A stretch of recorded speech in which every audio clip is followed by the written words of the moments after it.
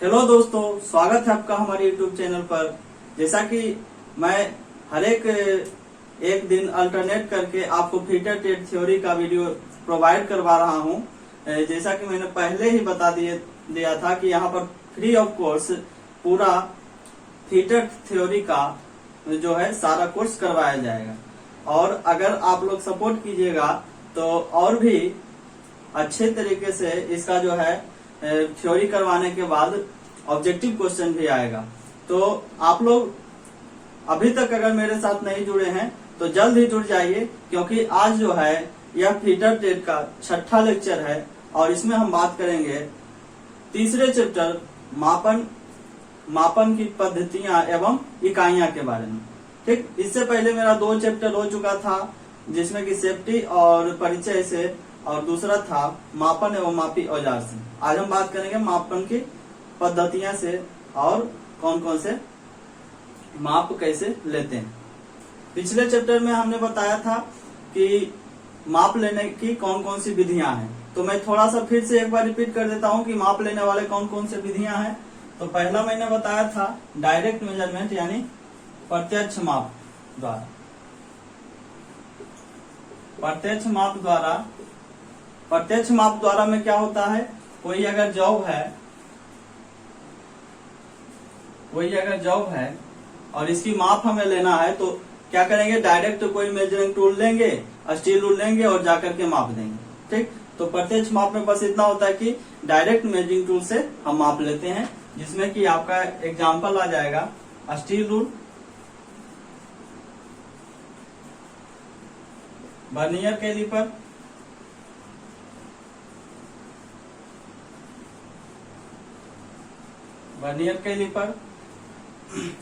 उसके बाद माइक्रोमीटर,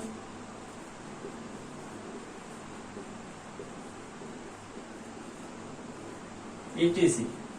अर्थात जो भी हमें डायरेक्ट मेजरिंग करके देते हैं उसे हम प्रत्यक्ष माप में रखते हैं।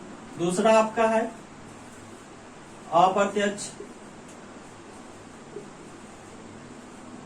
अप्रत्यक्ष माप द्वारा, जिसे इनडायरेक्ट मेथड कहते हैं इंग्लिश में, और इसी को सेकेंडरी मेथड भी कहते हैं। ठीक, अब इसमें क्या होता है कि कोई दूसरे मापी औजार की सहायता से, जिस पर कि हमें पता नहीं चलता है कि कितना इसका माप है, तो उसको ट्रांसफर करके हम दूसरे औजार पर, प्रत्यक्ष माप औजार पर ले जाते हैं और पता करते हैं कि इसकी लंबाई या चौड़ाई, मोटाई कितनी है। जैसे कि कोई यह जॉब है और इसकी माप लेना है, बाहरी माप, और कोई अप्रत्यक्ष मापी औजार से माप लेना है। जैसे कि कैलिपर के बारे में मैंने पिछले चैप्टर में बताया था कि कैलिपर जो है अप्रत्यक्ष मापी औजार है। तो इसका एग्जांपल क्या हो जाएगा, कैलिपर।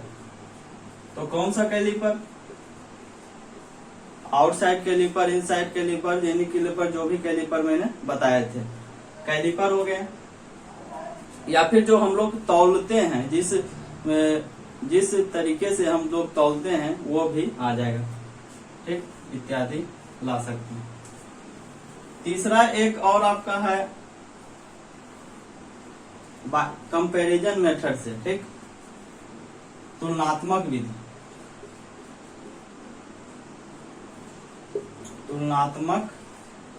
विधि द्वारा जो माप करते हैं। इसमें क्या होता है कि कोई जॉब है और इसी प्रकार का मेरे पास बहुत सारा, जैसे कि 10 मिलीमीटर, ठीक, 10 मिलीमीटर हमें माप लेना है, तो 10 मिलीमीटर का एक हमें माप मैंने पहले ही फिक्स कर लिए हैं। और अगर हमें कहीं भी 10 मिलीमीटर का माप लेना है तो इसको उठा करके ले जाएंगे। अगर इसके बराबर आ गया तो हम जानेंगे कि यह 10 मिलीमीटर है। पहले से फिक्स किया अगर यह 20 मिलीमीटर है और जॉब मापना है हमें 20 मिलीमीटर का, तो क्या करेंगे, डायरेक्ट इसको उठा करके ले जाएंगे और माप लेंगे। हमें स्केल की ना जरूरत है और ना कैलिपर की जरूरत है। ठीक, ऐसा कौन सा उपकरण होता है जिसे हम लोग गेज कहते हैं, गेज। जब हम लोग पढ़ेंगे उपकरण, ETC, जब हम लोग पढ़ेंगे अलग अलग टूल्स के बारे में, तब हम उसकी बात करेंगे गेज के बाद, जब गेज पढ़ेंगे तब। तो मापन की विधियां ये 3 प्रकार के होते हैं, इससे क्वेश्चन पूछे जाते हैं। प्रत्यक्ष माप कौन कौन से औजार है, अप्रत्यक्ष माप कौन कौन से औजार हैं, और तुलनात्मक औजार कौन कौन से। ठीक, अब हम बात करेंगे मात्रकों की पद्धतियां के बारे में। आप लोग नोट करते चलिएगा क्योंकि यह फुल कोर्स है और फ्री ऑफ कोर्स है, और मैं शॉर्ट नहीं पढ़ा रहा हूँ, जितना कम्पिटेटिव एग्जाम में पूछा जाता है बस उतना ही बता रहा हूँ। और जो भी टॉपिक अगर लगता है कि अभी छूट गया है तो मैं क्या करूंगा कि जितने भी चैप्टर हैं, जब 5 दिन आपका पांच चैप्टर कंप्लीट हो जाएगा तो एक दिन आपका जो टॉपिक से क्वेश्चन पूछते हैं जो कि थ्योरी से संभव नहीं है, उसको हम टॉपिक वाइज ऐसे करके लिखवा देंगे कि इस टॉपिक में ऐसा क्वेश्चन पूछते हैं। तो उस प्रकार आप लोग याद कर लीजिएगा, जो टॉपिक भी छूटा होगा उसमें हम उस टॉपिक को डाल देंगे। ठीक, तो अब हम पढ़ेंगे क्या चीज, मात्रकों की पद्धतियां। आप लोगों ने 10th में पढ़ा होगा या फिर ITI किए हुए हैं तो उसमें पढ़े होंगे वर्ड्स ऑफ कैलकुलेशन में मात्रकों की पद्धतियां के बारे में। कौन कौन से मात्रक की पद्धतियां हैं? तो पहला आपका आता है CGS पद्धति।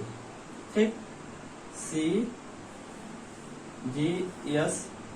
पद्धति। अब इसमें जो है CGS पद्धति, दूसरा पहले लिख लेते हैं, दूसरा आपका है FPS पद्धति, तीसरा आपका है MKS पद्धति, और चौथा आपका है SI पद्धति जो कि इंटरनेशनल होता है। ठीक, FPS को क्या कहते हैं? ब्रिटिश पद्धति, ब्रिटिश। और इसको क्या कहते हैं हम? इसको मीट्रिक पद्धति।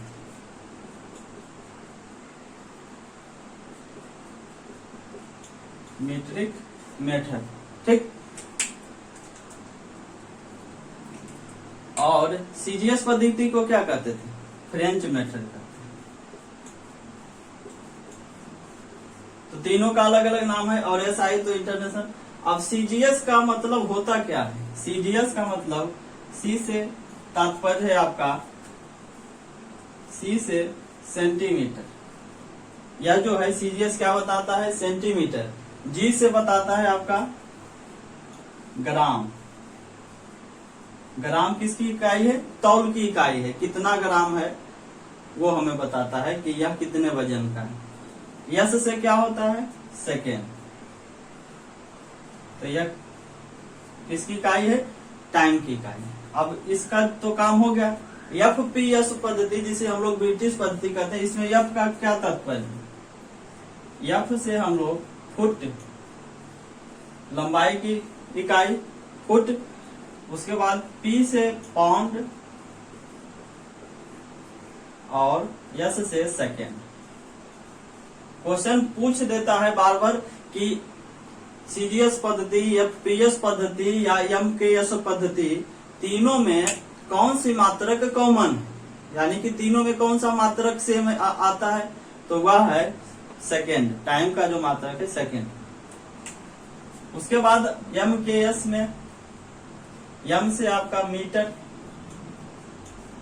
मीटर, K से केजी, किलोग्राम, और S से सेकेंड। ठीक, तीनों का देख लिया मैंने। बस इसमें क्वेश्चन नहीं पूछता है कि CGS पद्धति में G से क्या तात्पर्य है, FPS पद्धति में F से क्या तात्पर्य है। ठीक, और इसके बाद हम लोग पढ़ेंगे कि 1 पाउंड बराबर कितना होता है, 1 किलोमीटर बराबर कितना होता है, 1 मिलीमीटर और 1 मिलीलीटर बराबर कितना होता है। तो ये सब टॉपिक हम लोग कवर करेंगे जिससे कि क्वेश्चन पूछ देता है। 10 के घात के बारे में पढ़ेंगे, उपसर्ग के बारे में। जैसे कोई बड़ा राशि रहता है और उसे हमें व्यक्त करना है 10 के पावर के घात में, तो कैसे करेंगे उसके बारे में पढ़ेंगे। तो अभी तो फिलहाल सीजीएस मैंने बताया, एफपीएस बताया और एमकेएस बताया। अब बात करते हैं एसआई यूनिट की। तो एसआई यूनिट क्या है?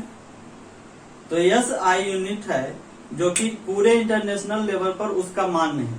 जैसे कि यहाँ कोई वस्तु इतना केजी का है या फिर जो भी मात्रक है इतना ग्राम का है या इतना अभी मैं बताऊंगा कि कौन कौन से एसआई मात्रक है कि इतने मीटर का है।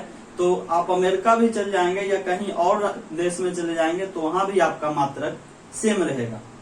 ठीक, अब उसके बाद कर लेते हैं, सॉरी, यह जो एसआई है 1960 में बनाया गया था सभी संगठन के द्वारा, माप एवं तौल के संगठन द्वारा। अब हम बात करते हैं कि एसआई पद्धति में 7 आधारी मात्रक होते हैं। कितने होते हैं? 7 आधारी मात्रक। वह कौन कौन से हैं उसके बारे में बात करेंगे। क्वेश्चन पूछता है कि कितने आधारी मात्रक हैं, तो आपका आंसर क्या रहेगा? 7। और फिर उसके बाद हम 7 पर आते हैं।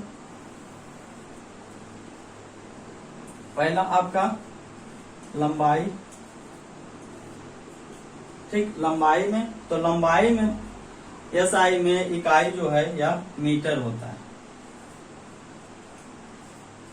ठीक, लंबाई में मीटर होता है। उसके बाद हम आएंगे द्रव्यमान। द्रव्यमान जिसे किस में व्यक्त करते हैं? केजी में, किलोग्राम। द्रव्यमान किस में व्यक्त करेंगे? किलोग्राम इसका एसआई यूनिट है। एसआई और एमकेएस लगभग सेम ही है, थोड़ा बहुत अंतर होता है। उसके बाद हम बात करेंगे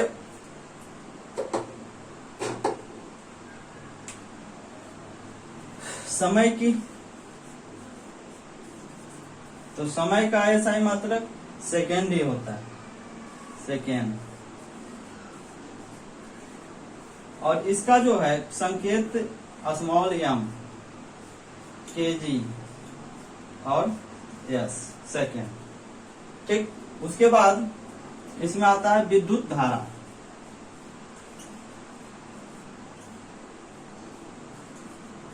विद्युत धारा की एसआई मात्रक आप लोगों को पता होगा, क्या होता है? एम्पियर। एम्पियर जिसे हम लोग कैपिटल ए से डिनोट करते हैं। उसके बाद आपका है तापमान का। तापमान की इकाई एसआई में क्या है? केल्विन। केल्विन, इसका संकेत क्या है? के। ठीक, और एक है पदार्थ की मात्रा।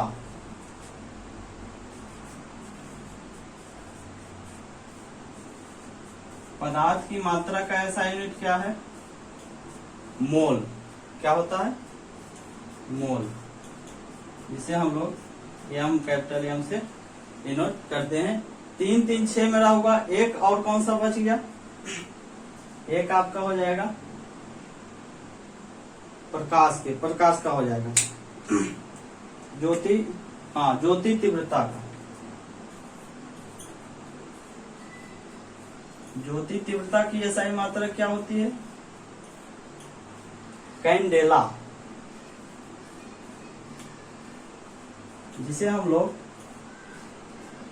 सीडी के नाम से जानते हैं। तो हमारे पास कितने आधारी मात्रक हैं एसआई में? 7 आधारी मात्रक हैं। लंबाई का मीटर, द्रव्यमान का किलोग्राम, समय का सेकेंड, ज्योति तीव्रता का कैंडेला, विद्युत धारा की एम्पियर, तापमान का केल्विन और पदार्थ की मात्रा का मोल। और बाकी जो होता है इसके बाद जितने भी इकाई बनते हैं वह सहायक होते हैं। जैसे कि मीटर और सेकेंड मिलाकर के क्या हो जाएगा? Metre second. या फिर केजी, केजी और रहेगा केजी मीटर पर सेकेंड बनाना रहेगा तो केजी मीटर प्रति सेकेंड। तो जो भी इसके बाद मात्रक बनते हैं वह सहायक मात्रक होते हैं। तो आप इतना नोट करिए। उसके बाद हम बताते हैं कि 2 और होते हैं संपूरक मात्रक। कौन कौन से? 2 है सहायक राशि। कौन कौन? रेडियन। रेडियन कहाँ हम लोग यूज करते हैं? कोण को मापने के लिए। और अस्टेरेडियन।